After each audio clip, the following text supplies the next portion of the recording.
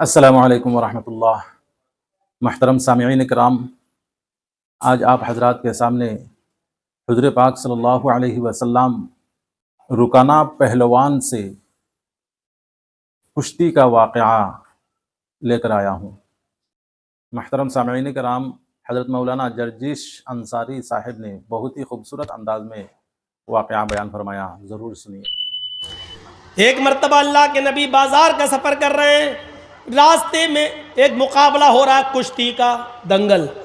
ہم لوگوں کے یہاں پر بھی ہوتے ہیں نا دنگل، کشتی لڑی جاتی ہے، دنگل ہو رہا ہے۔ دنگل کا بڑا شوق تھا اس زمانے میں، دیکھنے لگے دنگل۔ اس میں ایک پہلوان تھا جس کا نام تھا رکانہ، اس کو کوئی نہیں ہرا پاتا تھا۔ جیسے آج کل بھی بہت بڑے بڑے وہ پیدا ہو گئے نا، وہ خلی ولی کا تو ہم نہیں جانتے، ان سے بھی بڑے بڑے پڑے ہوئے ہیں، گھوسے اسے مکے اکے مارتے۔ تو اس زمانے میں ایک بہت بڑا پہلوان تھا جس کا نام تھا رکانہ، وہ ہارتا ہی نہیں تھا کبھی۔ تو اس کا مقابلہ چل رہا تھا اور وہ سب کو اٹھا اٹھا کے پٹکتا جا رہا تھا۔ اللہ کے نبی ایسی دیکھنے کے لیے کھڑے ہو گئے۔ اس نے جب دیکھا محمد ابن عبداللہ تو اس نے چیلنج کر دیا۔ اس نے ایسی کہا، اے محمد ادھر آؤ، آؤ تم بھی آ جاؤ، تمہیں بڑا بھروسہ ہے نا تمہارے اللہ پر، تو آؤ نا لڑ لو۔ آپ نے کہا رکانہ میں لڑنے نہیں آیا، میں دیکھنے آیا ہوں کہ یہ دنگل کیا ہے۔ اس نے مسکراتے ہوئے سب لوگوں کے سامنے چیخ کر کہا، اے محمد اگر تم مجھے اٹھا کر پٹک دو، اگر تم مجھے ہرا دو تو میں اسلام قبول کر لوں گا۔ جب کہا کہ آ جاؤ لڑ لو تو آپ نے کہا نہیں، میں لڑنے نہیں آیا۔ جب یہ کہا کہ اگر تم مجھے شکست دے دو گے، مجھے ہرا دو گے تو میں اسلام قبول کر لوں گا، تو آپ چلے گئے۔ اسلام کا معاملہ آیا تو آپ چلے گئے۔ چلو تیرے جیسے پہلوان کی ضرورت بھی ہے دین کو، آپ آگے بڑھ گئے۔ یہ کتنی بڑی بہادری تھی۔ اور کوئی مولانا جرجیس کے سامنے کھڑے ہو کے کہہ دے کہ تم خلی کے مقابلے میں آ جاؤ تو میں تو جاؤں گا ہی نہیں۔ کوئی ہے، کوئی مقابلہ ہے؟ اللہ کے رسول چلے گئے، ہاتھ ملایا، شروع ہو گیا معاملہ۔ دیکھو رکانہ اپنی بات سے پلٹنا نہیں۔ ارے زبان ہوتی ہے مرد کی، دے دی دے دی۔ وہ سوچ رہا تھا کہ یہ تو دبلا پتلا آدمی، ایک جھٹکے میں گرا دوں گا۔ اس کو کیا معلوم کہ جہاں یہ جاتا ہے رب کی رحمت بھی اس کے ساتھ جاتی ہے، رب کی مدد بھی اس کے ساتھ جاتی ہے۔ آپ نے ہاتھ ملایا اور کشتی شروع۔ آپ نے دعا پڑھی، بسم اللہ توکلت علی اللہ ربی و ربک اللہ۔ زاد المعاد میں پڑھی، علامہ ابن قیم نے یہی نقل کیا، یہ دعا ہے۔ شروع کرتا ہوں اللہ کے نام سے اور اسی پر مجھے بھروسہ ہے، ربی و ربک اللہ، جو میرا اور تیرا دونوں کا رب ہے۔ یہ کہہ کر آپ نے کشتی شروع کر دی اور آنن فانن میں یک بیگ آپ نے اس کو ایسا پچھاڑا کہ وہ چاروں خانے چت پڑا ہے۔ دنگ رہ گئے لوگ، ہیں پتلا دبلا انسان، اتنے بڑے پہلوان کو۔ رکانہ اڑتا اور کہتا ہے میرے ساتھ چیٹنگ ہو گئی ہے۔ محمد نے ایسے موقع پر مجھے داؤں مارا جب میرا پیر پھسل گیا تھا، میں محمد کے داؤں سے نہیں گرا، اپنے پیر پھسلنے سے میں گر گیا۔ جو ریفری ہوتا ہے، جج جو ہوتا ہے، جو فیصلہ کرتا ہے کہ کون ہار گیا کون جیت گیا، اس نے کہا نہیں بھائی میں نے تو پیر پھسلتے ہوئے نہیں دیکھا۔ محمد ابن عبداللہ فرماتے اللہ کے نبی، نہیں صاحب اگر اس کا پیر پھسل گیا تھا تو میں اس کو ایک موقع اور دیتا ہوں۔ آئے رکانہ، اگر تیرا پیر پھسل گیا اور میرے داؤں سے تو شکست نہیں کھایا تو دوبارہ تو لڑ لے۔ بہادر ہو تو ایسا اتنے بڑے پہلوان سے کہہ رہا کہ تو دوبارہ لڑ لے۔ اس نے دوبارہ لڑنا شروع کیا اور آپ نے آنن فانن یکدم اس کو پھر شکست دے دی، اس کو گرا دیا۔ فیصلہ ہوتا ہے کہ محمد ابن عبداللہ جیت گئے۔ رکانہ سے کہا گیا، اے رکانہ اپنی ہار شکست تسلیم کرتے ہو؟ اس نے کہا ہاں ہار تسلیم کرتا ہوں، لیکن حقیقت یہ ہے کہ میں ہارا نہیں ہوں۔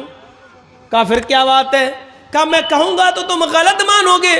محمد ابن عبداللہ نے مجھے ایسے موقع پر داؤں مارا کہ میری آنکھ چھپک گئی تھی اور اچانک مجھے کچھ دکھ نہیں رہا تھا۔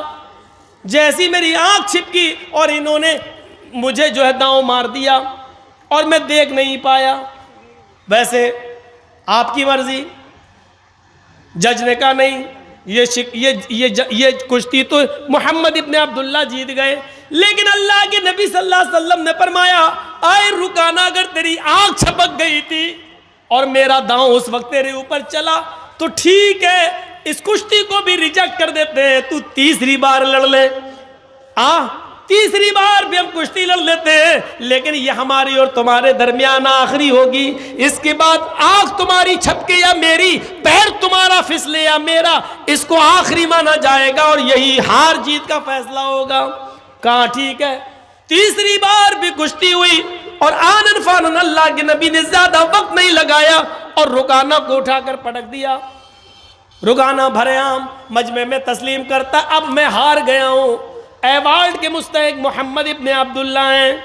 ایوارڈ لایا جا رہا ہے۔ اس زمانے میں جو ٹرافی دی جاتی تھی جیتنے والے کو، چیمپئن کی، ڈسٹرکٹ چیمپئن کی، وہ ٹرافی بڑی اہمیت رکھتی تھی۔ وہ ٹرافی محمد ابن عبداللہ کو دی جا رہی ہے، لیجئے۔ اللہ کے نبی فرماتے ہیں آئے رکانہ، تم نے لوگوں کے درمیان یہ وعدہ کیا تھا کہ اگر تم مجھے اٹھا کر پٹک دو گے تو میں اسلام قبول کر لوں گا، مجھے اس ٹرافی کی ضرورت نہیں ہے۔ بھرے مجمع میں تم کلمہ پڑھو، اشہد ان لا الہ الا اللہ واشہد ان محمدن عبدہ ورسولہ۔ اے رکانہ، تمہارا کلمہ پڑھ لینا ہی میرے لیے سب سے بڑا ایوارڈ ہوگا۔ رکانہ مسکرا کر کہتا ہے اے محمد، ٹرافی اٹھا اور چلتا بن، تو نے مجھے اتنا بڑا سچا کیسے سمجھ لیا تھا؟ ارے میں تو اب تک دھوکے ہی سے جیتتا آیا اور آج بھی دھوکے سے جیتنا چاہتا تھا، لیکن آپ کے آگے میری چلی نہیں ہے۔ میں پہلی مرتبہ آپ نے مجھے اٹھا کر شکست دی، پٹکا، اور میں نے کہا میرا پیر پھسل گیا تھا۔ قسم ہے مجھے اپنے لات و منات کی، میرا پیر نہیں پھسلا تھا، میں تو جھوٹ بولا تھا۔ اے محمد ابن عبداللہ، دوسری مرتبہ میری آنکھ چھپکی نہیں تھی، وہ بھی جھوٹ تھا، اور میں جانتا تھا کہ آپ تیسری بار لڑیں گے، لیکن تیسری بار میرے پاس کوئی بہانہ نہیں، کیونکہ آپ نے پہلے ہی کہہ دیا تھا کہ یہ ہار و جیت کی آخری شکل ہوگی۔ میں تو ہمیشہ جھوٹ بولتا آیا۔ آئے محمد، ٹرافی لے اور چل، آج میری چیمپئن کا ایوارڈ تو نے لے لیا ہے، لے جاؤ، اگلی سال پھر دیکھیں گے۔ پھر ٹرافی محمد ابن عبداللہ کو دی گئی۔ اللہ کے رسول نے اس ٹرافی کو اپنے ہاتھ میں لیا، اور جیسے اس ٹرافی کو اپنے ہاتھ میں لیا فرمایا لوگو رک جاؤ، میں لڑنے نہیں آیا تھا، کشتی لڑنے کا میرا کوئی ارادہ نہیں تھا۔ یہ الگ بات ہے کہ میں نے رکانہ کو شکست دی، اب جیتا ہوا میں مانا جا رہا ہوں، لیکن لوگوں میں لڑنے نہیں آیا تھا۔ رکانہ تو ماہر ہے لڑنے میں، رکانہ ہی کو ایوارڈ ملتا، اگر میں نہ لڑتا تو آج رکانہ ہی ایوارڈ لے کے جاتا۔ جب میری لڑنے کی نیت ہی نہیں تھی تو میں ایوارڈ کیوں لوں؟ اس ایوارڈ کا اصلی حقدار رکانہ ہے، میں نہیں ہوں۔ اے رکانہ، تم اسلام نہیں لاتے ہو مت لاؤ، تم دین قبول نہیں کرتے ہو مت کرو، لیکن یہ ایوارڈ میں نہیں لوں گا، کیونکہ میری لڑنے کی نیت نہیں تھی، اور میں نہیں لڑتا تو یقیناً یہ ایوارڈ تم ہی جیتتے۔ اب یہ ایوارڈ میں تمہیں دے رہا ہوں۔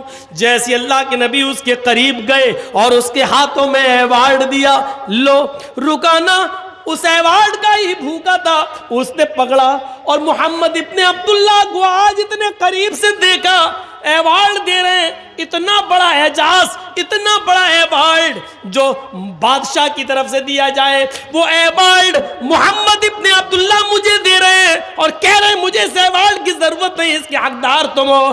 رکانہ اس ایوارڈ کو پکڑتا ہے اور نبی کے چہرے کو دیکھتا ہے. آج اس نے قریب سے نبی کے چہرے کو دیکھا, چہرہ دیکھ کر ہی آئیڈیا لگا لیا یہ چہرہ کسی جھوٹے کا نہیں ہو سکتا ہے. محمد رسول اللہ کے چہرے کی چمک جس کو دیکھ کر کبھی جابر ابن سمرہ نے کہا تھا اے محمد کبھی میں آسمان پر چمکتے ہوئے چاند کو دیکھتا ہوں اور کبھی آپ کے چہرے کو دیکھتا ہوں تو کعبے کے رب کی قسم مجھے ایسا لگتا ہے کہ چاند آسمان پہ جو چمک رہا ہے اس کو حسن اور نور ملا ہے تو وہ آپ کے چہرے سے ملا ہے. آسمان پہ چمکنے والا چاند بھی آپ کے چہرے کی روشنی کا حقدار ہے, وہ بھی آپ کے چہرے سے روشنی لے کر گیا ہے. اس چہرے کو دیکھ کر کبھی حسان ابن ثابت نے کہا تھا وہ احسن من کا لم ترقت عینی وہ اجمل من کا لم تلد النساء. آج محمد ابن عبداللہ آپ کو دیکھتا ہوں تو ایسا لگتا ہے کہ وہ احسن من کا لم ترقت عینی, میری آنکھوں نے آپ سے پہلے اتنا حسین چہرہ دیکھا ہی نہیں. وہ اجمل من کا لم تلد النساء, اور دنیا کی کسی عورت نے آپ سے خوبصورت بچہ پیدا کیا ہی نہیں ہے. آپ حسین ہیں, جمیل ہیں, اس چہرے کو بار بار دیکھتا ہے رکانا, ایوارڈ پکڑتا ہے اور تھوڑی دیر کے بعد ایوارڈ اٹھا کر زمین پر پٹک دیتا ہے اور کہتا ہے محمد مجھے اس ایوارڈ کی نہیں اسی ایوارڈ کی ضرورت ہے جو آپ دنیا کو دیتے ہیں. وَأَشْهَدُ أَن لَا إِلَٰهَ إِلَّا اللَّهُ وَأَشْهَدُ أَنَّ مُحَمَّدًا عَبْدُهُ وَرَسُولُهُ. یہ کلمہ پڑھتا ہے رکانا اور اسلام قبول کر لیتا ہے. معاف کیجئے گا میرے بھائیوں, علامہ ابن قیم نے زاد المعاد میں لکھا ہے کہ رکانا اسلام لے آیا, لیکن مولانا ابوالکلام آزاد نے لکھا وہ اسلام سے متاثر ہوا ہے لیکن اسلام اس نے قبول نہیں کیا تھا. لیکن میں نے جو حوالہ آپ کو دیا ہے وہ زاد المعاد کا دیا ابن قیم کا کہ انہوں نے کلمہ پڑھ لیا اور اسلام کے دائرے میں داخل ہو گئے. اللہ کے رسول صلی اللہ علیہ وسلم کا یہ اخلاق دیکھ کر بہادری دکھانا مقصد تھا مجھے کہ آپ اتنے بڑے پہلوان کے سامنے کھڑے ہو گئے. یہ اس بہادر نبی کی قوم ہے جو آج بزدلی کا شکار ہوتی ہے اور بہت جلدی مایوس ہو جاتی ہے, بہت جلدی مایوس ہو جاتی ہے. لیکن دیکھیے میرے بھائیوں اور غور کرو, بہادر نبی کون ہوں گے؟ بہادر اللہ کے نبی صلی اللہ علیہ وسلم اتنے بہادر کہ جب اکیلے تھے اور لوگ ابو طالب کے پاس آئے کہنے لگے اے ابو طالب پانی حد سے آگے چڑھ گیا ہے, آپ کا بھتیجا ہمارے معبودوں کو بہت برا بھلا کہتا ہے, اب آپ اپنے بھتیجے کو میرے حوالے کیجیے, ہم اس کو ماریں گے, ہم اس کو قتل کریں گے. آپ کی بات سمجھ میں نہیں آ رہی اس کی, ہم لوگ سمجھا رہے ہیں پھر بھی نہیں مان رہا ہے. محمد کہو صلی اللہ علیہ وسلم, آپ کی بھی بات نہیں مان رہا, ہماری بھی بات نہیں مان رہا ہے, اب جہاں ملے گا ہم اس کو ماریں گے, نہیں تو ایک موقع اور دے رہا ہوں اس کو سمجھا لو. ابو طالب نے اپنے بھتیجے محمد ابن عبداللہ کو بلایا اور کہا کہ بیٹے تمہارے باپ نہیں ہے, میں نے تمہیں بیٹے کی طرح پالا ہے, اپنے چچا پر اتنا بوجھ نہ ڈالو کہ وہ اٹھا نہ سکے. آئے میرے بھتیجے تیری پیشانی سے تیرے سر سے اگر خون کا ایک قطرہ گرے گا تو تیرا چچا ابو طالب اس دنیا سے رخصت ہو جائے گا. آئے میرے بھتیجے آج یہ کافر لوگ پھر آئے تھے اور مجھ سے کہہ رہے تھے کہ آخری مرتبہ سمجھا لو اور اگر نہیں مانتا ہے تو آپ ہٹ جاؤ, جہاں ملے گا ہم اس کو ماریں گے. اے میرے بھتیجے مان جاؤ, میرے اوپر اتنا بوجھ نہ ڈالو کہ میں اس کو برداشت نہ کر سکوں, چھوڑ دو ان کو ان کے حال پر. آپ کے ساتھ اس وقت کوئی نہیں تھا ابو بکر کے علاوہ اور آپ کی بیوی خدیجہ کے علاوہ.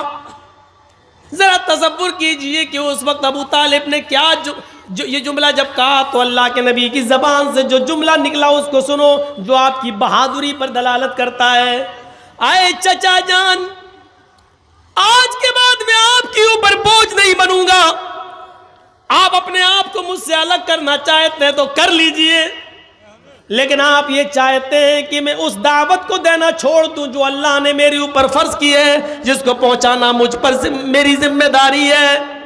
رہی ان کی بات, یہ کہتے ہیں کہ جہاں ملے گا تو ماریں گے, تو سنیے میرے چچا جان, اس ذات کی قسم جس کے قبضے میں میری جان ہے, یہ کافرین مکہ 9 کروڑ 30 لاکھ میل کی بلندی پر جائیں اور سورج کو توڑ کر لائیں اور میرے دائیں ہاتھ پر لا کر رکھ دیں، اور 2,40,000 میل کی اونچائی پر جائیں اور چاند کو توڑ کر لائیں اور میرے بائیں ہاتھ پر لا کر رکھ دیں، قسم ہے اس ذات کی جس کے قبضے میں میری جان ہے، یہ کافروں کے لیے سورج کا اکھاڑ لانا اور چاند کا توڑ لانا آسان ہے، یہ ایسا کر سکتے ہیں، لیکن میرے لیے یہ آسان نہیں ہے کہ میں دین کی دعوت چھوڑ دوں، میں اس کے باوجود دعوت دیتا رہوں گا، آگے آپ کی مرضی، آپ میری مدد کریں یا نہ کریں، اللہ ہمارا حامی و ناصر ہے۔ یہ کہہ کر اللہ کے نبی صلی اللہ علیہ وسلم رو دیے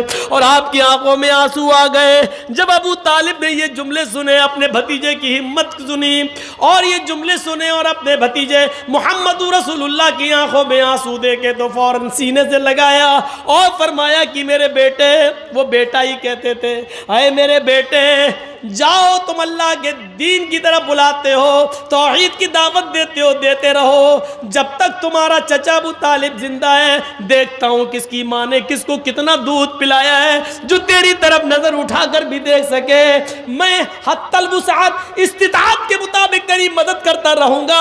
اے میرے بھتیجے جا، میں تیری آنکھ میں آنسو نہیں دیکھ سکتا، اے میرے بیٹے تم جاؤ اور دعوت توحید دو۔ آپ کے یہ جملے، یہ سورج لے آئیں، چاند توڑ لائیں، دائیں بائیں ہاتھ پر رکھ دیں، پھر بھی میں نہیں مانوں گا، آپ کی بہادری کی طرف اشارہ کرتا ہے۔ یہ بہادری تھی، پراکرمی، وہ بڑا بہادر ہوگا۔